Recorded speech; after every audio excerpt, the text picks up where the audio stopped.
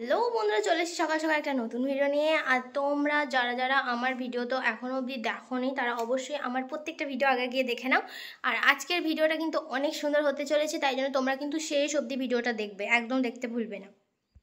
তো আজকে মায়ের ছিল টাটাতে ডাক্তার দেখানো, তো যে কারণে মা যাচ্ছিলো কলকাতাতে। আর এই মসজিদটা অনেক সুন্দর লাগছিলো, সেই কারণে ভিডিওটা করা।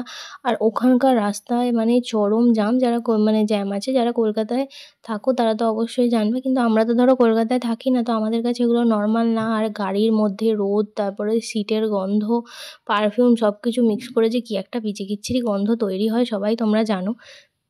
আর যাওয়ার সময় তো দক্ষিণেশ্বরটা দেখতে পাওয়াই যায়, সেটাও একটা ভালো ব্যাপার। আর মা কিন্তু টাটায় পৌঁছে গেছে। তো দেখতে পাচ্ছ টাটার ভেতরের যে আবহাওয়াটা, যেটা হচ্ছে ধরো গাছপালা কিন্তু প্রচণ্ড সুন্দর, পুরো সবুজে ভর্তি, সবুজে সবুজে। একদিকে তো মানুষ অসুস্থতা নিয়ে যায়, কিন্তু তার মধ্যে যদি যান্ত্রিকতাটা খুব বেশি পরিমাণে হয়ে যায়, তখন কী হবে না, মানুষের মন ডাইভার্ট হতে চাইবে না। কারণ ওখানে যারা পেশেন্টরা যায় তাদের অনেক ক্রিটিক্যাল সিচুয়েশান নিয়ে যায়।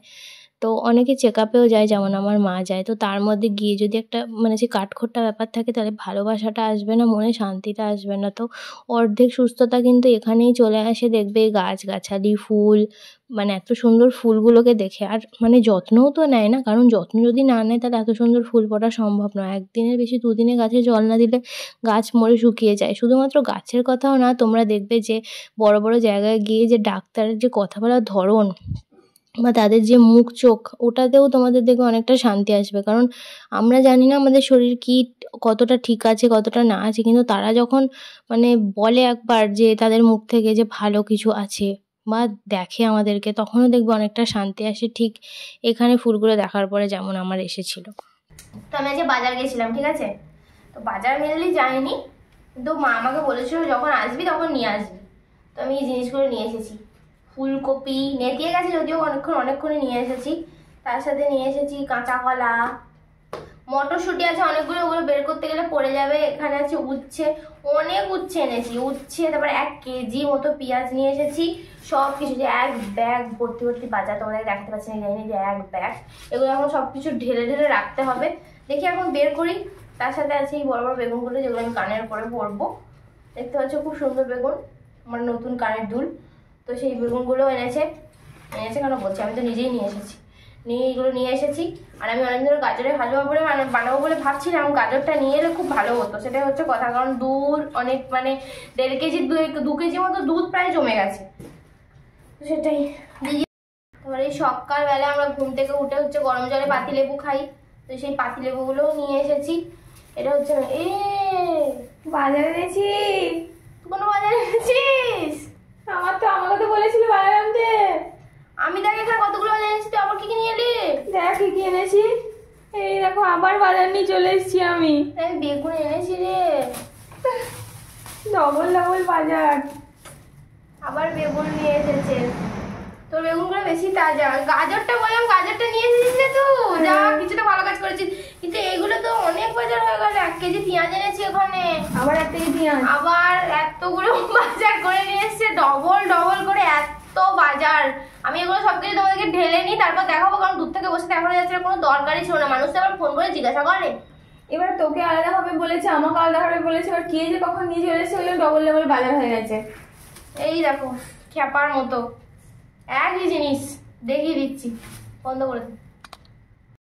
তো এইটা হচ্ছে টোটাল বাজার। এখানের মধ্যে এক্সট্রা করে যেটা দিদিভাই এনে ফেলেছে সেটা হচ্ছে বেগুনটা, আর 1 কেজি পেঁয়াজ, আর পাতিলেবু 6টা এক্সট্রা এনেছে, বাদ বাকি। আর রসুনটা এটা এনেছে, এটা এক্সট্রা না, এটা ছিল না। তো এটাই মেনলি আজকে বাজার। বাকি যে বাজারগুলো আমি এনেছি সেটা হচ্ছে 1 কেজি পেঁয়াজ, একটা ফুলকপি, 5-10টা মতো পাতিলেবু, 250 উচ্ছে, আর এখানে মনে হয় 500 1 কেজি মতো পেঁয়াজ বেগুনটা আছে। তো সেটাই। আর তার সাথে এই মটরশুঁটিটা আর কাঁচা কলাটা আমি এনেছি। তো এটাই হচ্ছে আজকে আমাদের টোটাল বাজার, যেটা আমরা দুজনে ভুল করে এনে ফেলেছি। যাই হোক, শীতকাল খারাপ হবে না, এইটুকুই। তোমরা তো দেখতেই পেলে সেদিনে কি ঘটনা ঘটেছিল। সেদিনে কিন্তু সব সবজির বাজার একসাথে আমি আর দিদিভাই একই রকমের নিয়ে চলে এসেছিলাম। পাশাপাশি কিছু মূলো শাকও ছিল, কিন্তু ওগুলো নেতিয়ে গেছিলো বলে আর আমি তোমাদেরকে ভিডিওতে দেখাই না। এখানে কিন্তু মা সুন্দর করে মমতা দিদিকে দিয়ে গাজরগুলো কুড়ে রেখে দিয়েছিল।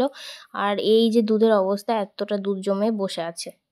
আর আজকে কিন্তু মা করছিল হচ্ছে যে লাউ পাতা দিয়ে সুন্দর করে মুড়িয়ে মা কিন্তু মাছ করছিল। আর মাছটা থেকে গন্ধটা মানে অসাধারণ বেরিয়েছিল। আর মাছটা কিন্তু নর্মাল রুই মাছই ছিল।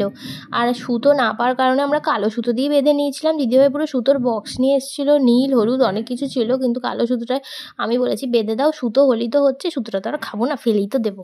আর তারপরে কিন্তু দেখি মা এরকম মাছটা বানিয়েছে, মানে পেঁয়াজ দিয়েছিল বলে আরও ভালো হয়েছিল। সবথেকে বড় ব্যাপার, অনেকে কাঁচা মাছ দিয়ে দেয়, কিন্তু যেহেতু রুই মাছটা সেই জন্য মা সুন্দর করে ভেজে দিয়েছিল। আর ভেতরে পেঁয়াজ দেওয়ার কারণে জিনিসটা খেতে আরও দারুণ হয়েছিল। বাবা তো খেয়ে রিভিউ দিয়েছে যে ভেটকি মাছও পুরো ফেল, মানে সত্যি করে খুবই সুন্দর খেতে হয়েছিল। শুধু যদি এই মাছটা দিয়েও কেউ চায়, মনে করে যে ভাত খাবো, সে খেয়ে নিতে পারবে। আর তার সাথে কিন্তু মা করেছিল খুব সুন্দর ইঁচড়ের তরকারি, যেটা খেতেও কিন্তু আমি অনেক বেশি ভালোবাসি। আর এরপরে প্রস্তুতি শুরু থেকে উঠে পড়েছি। আর আমার একটা খুব বড় প্রবলেম হচ্ছে যে বাড়িতে যদিও কাজ চলছে, কিন্তু আমার এই চোখের পাশে এইখানে একটা অলরেডি লাল তিল ছিল। আবার এটা কি গজিয়েছে আমি জানি না, আমার একদম ভালো লাগছে না। তো আমি হোমিওপ্যাথি ডাক্তার দেখাতে যাবো আজকে, কারণ আমার মুখে এমনি অনেক ছোট ছোট ছোট ছোট তিল আছে, এই যে এরকম এরকম অনেক দাগ আছে।